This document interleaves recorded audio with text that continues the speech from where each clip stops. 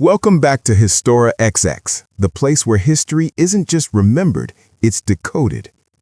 What if I told you that the war that almost ended civilization never actually ended?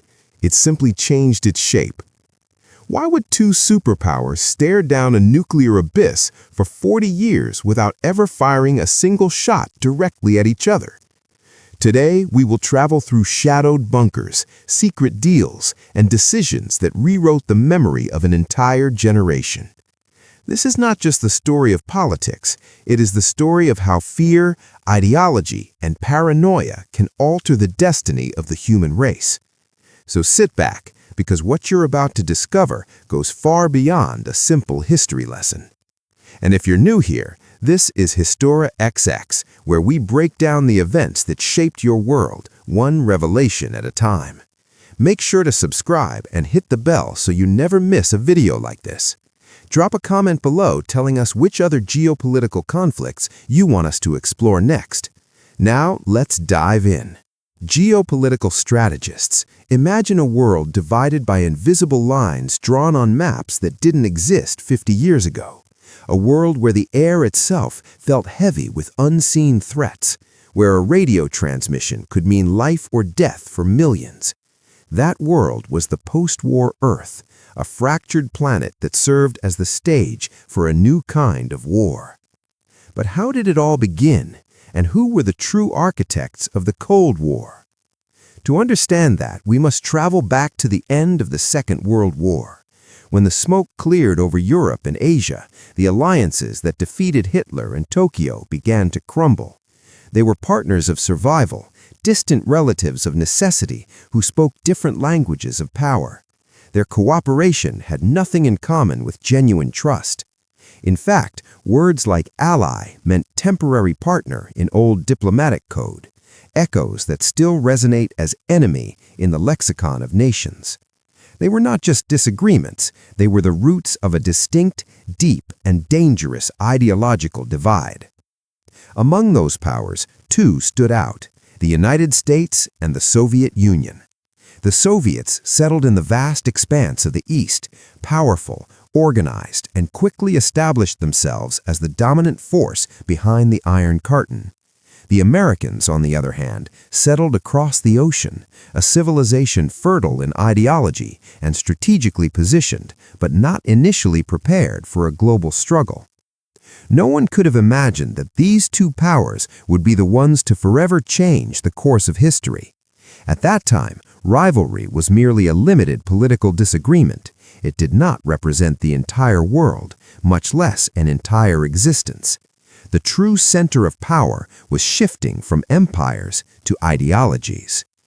They founded the first bipolar system in that part of the world, long before the name Cold War would be spoken in academic halls or written in intelligence files. Things were about to change. In the midst of those ruins and reconstruction projects, leaders would rise whose ambition would shatter the structures of the past. Men who saw beyond divided borders and dreamed of unprecedented control. One was Harry Truman, the other Joseph Stalin. With them began the era of the first standoff that dared to conquer not only lands, but minds. Before NATO or the Warsaw Pact existed, there were systems that built walls.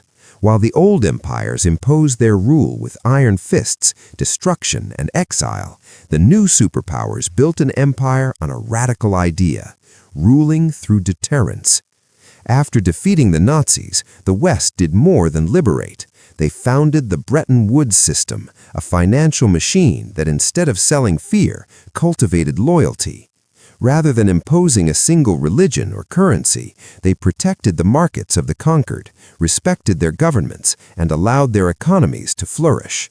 For the nations exiled by fascism, they were not occupiers, but liberators. For the Soviets, not allies, but threats chosen by history to contain. They did not proclaim themselves the envoy of a universal God.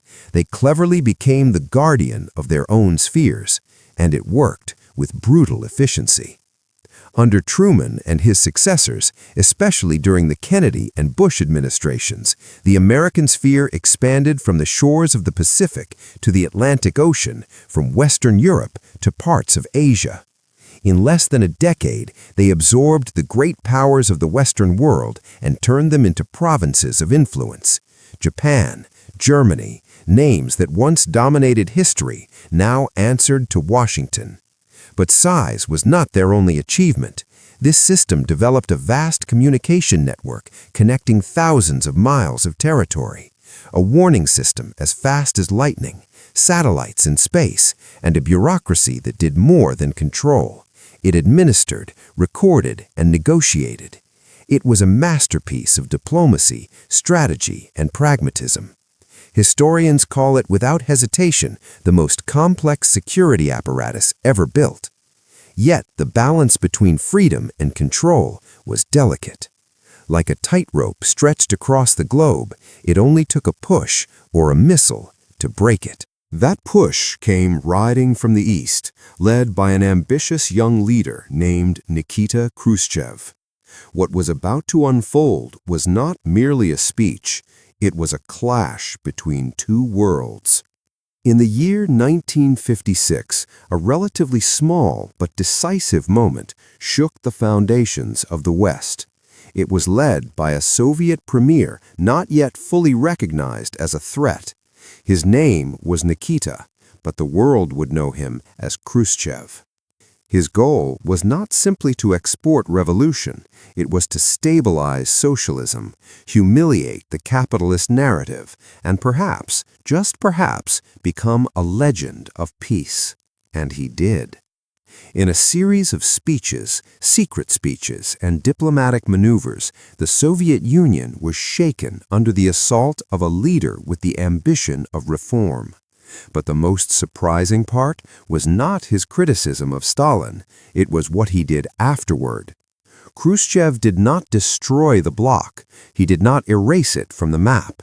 He admired it, studied it, and in a way became it.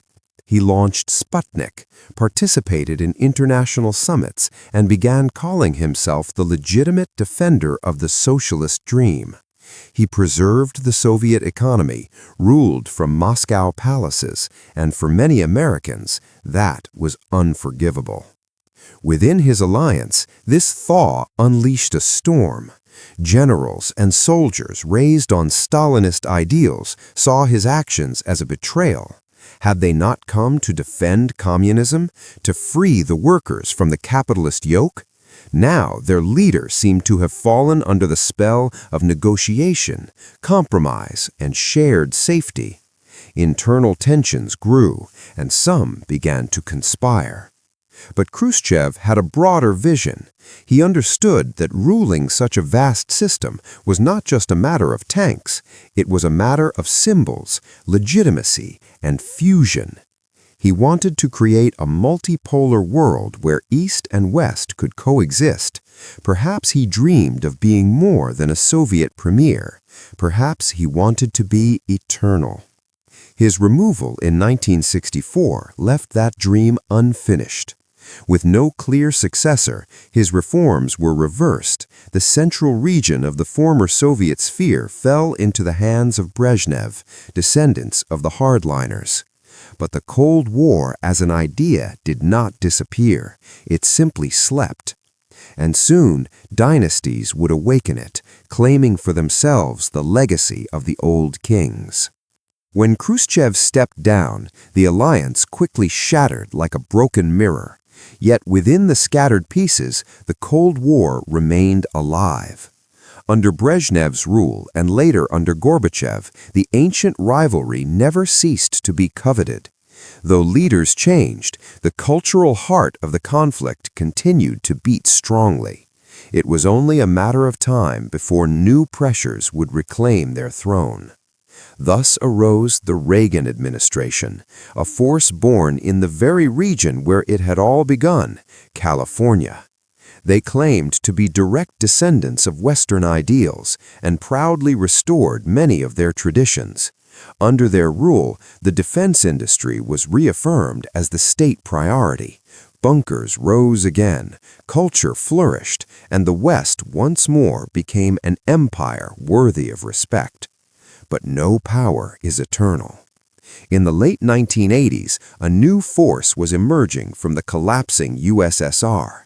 It was glasnost, and it did not arrive as a guest. It came as a wind of change. Within years, economic reforms defeated the stagnation and took control of the former Soviet machinery. With them came new beliefs, a new openness, and a new political order. Communism was gradually displaced by market economics.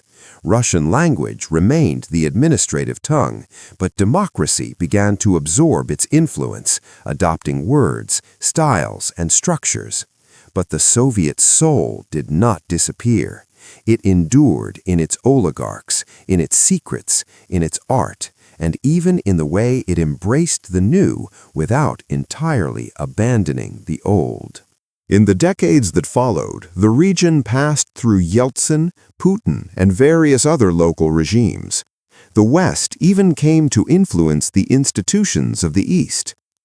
Then came the 9/11 attacks, the War on Terror, and various regional conflicts that fiercely fought over every inch of territory. It was a chaotic chessboard where power constantly changed hands.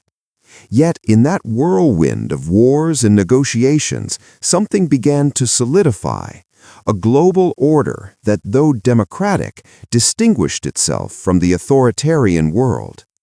That distinction would grow stronger under a new doctrine that would not only restore political unity, but leave an indelible military mark. Amid the chaos of small states and regional wars, a force emerged that would forever transform the political and strategic soul of the region: the expansion of NATO. They were not just another military alliance hungry for territory. They had a clear vision to unify the continent under a distinct banner, that of collective defense. Until then, the alliances practiced in the region had been predominantly bilateral, but NATO decided to impose Article 5 as the official law. It was not a smooth transition. They enforced it through drills, deployments, and deep social restructuring. Yet, in doing so, they planted the seed of what would distinguish the West from the rest of the Eurasian landmass to this day. The NATO expansion did more than mark a military turning point. It was also crucial in the rebirth of American identity, this time integrated with European security. They promoted architecture, technology, trade, and science, but under a new banner, in a renewed language, and with a worldview that blended imperial legacy with democratic spirituality. It was a new peace with a different face. And with that new face, the term global hegemony began to reappear with greater strength. Derived from Pax Americana, the land of the free, the name had deep ancient roots, but until then had been used more within the country than abroad. In contrast, Cold War, which originally only referred to a state of non-shooting conflict, was the name by which historians had known the period since the time of Orwell. Thus, while the Allies consolidated their control, and later structures such as the EU kept the framework alive, an identity duality was taking shape: global order for the outside world, national sovereignty for the locals themselves. An ambiguity that was neither accidental nor permanent. Because in the 21st century, with the arrival of new threats determined to modernize and challenge the system, that duality would be resolved not through battles or treaties, but through a simple statement sent to every embassy in the world.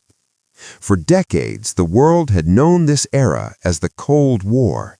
It was a name that evoked glorious victories, fine technology, spy novels, and advanced missiles. But for many in the East, Cold War also represented the hostile, the encircled, the threatened, a legacy of Western narratives that portrayed its civilization as a civilization of excessive arrogance, tyranny, and moral corruption. It was in this context, already in the 21st century, that Vladimir Putin, the Russian leader with strong restoration ambitions, made a decision as symbolic as it was strategic.